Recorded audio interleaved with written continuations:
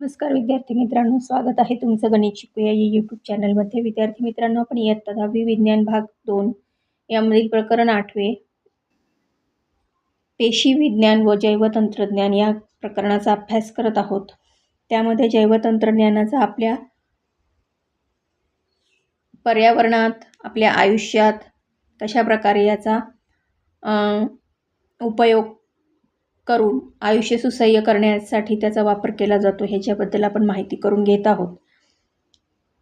तर अशाच प्रकारची थोडीशी माहिती आता अजून आपण घेणार आहोत. तर आता आपण आजच्या व्हिडिओला सुरुवात करूयात. जैव उपाययोजना म्हणजे वनस्पती व सूक्ष्मजीवांसारख्या सजीवांचा वापर करून पाणी, सांडपाणी, प्रदूषित जमीन यांच्यातील विषारी रसायने आणि प्रदूषके नष्ट करणे किंवा शोषून घेणे.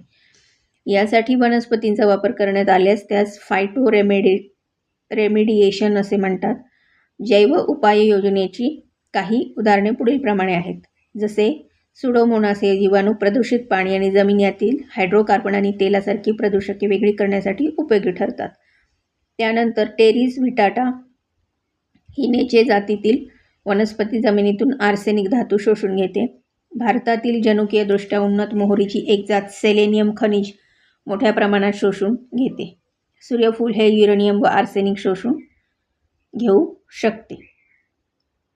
डिइनोकोकस रेडिओडरन्स हा जीवाणू सर्वाधिक किरणोत्सार प्रतिकारक जीव आहे. त्याच्यात जनुकीय बदल करण्यात आले असून अणुकचऱ्यातील किरणोत्सार शोषून घेण्यासाठी त्याचा वापर केला जात आहे.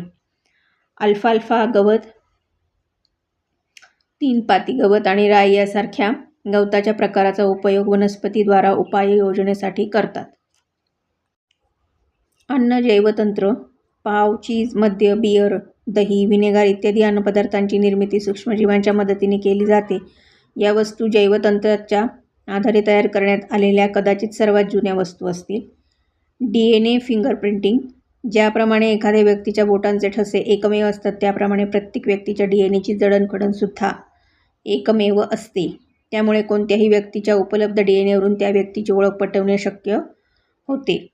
या पद्धतीला DNA फिंगरप्रिंट असे म्हणतात. या तंत्राचा वापर करून गुन्हे निदानशास्त्रामध्ये होतो.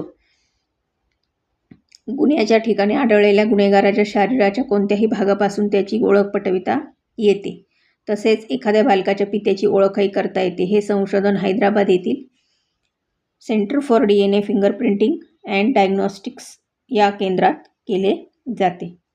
आता समुद्रावरील जे तेलगळतीची स्वच्छता आहे ती कशा प्रकारे होते बघा. तर तेलाच्या टँकरमधून गळती झाल्यास सागरी जीवसृष्टीवर विपरीत परिणाम होतो.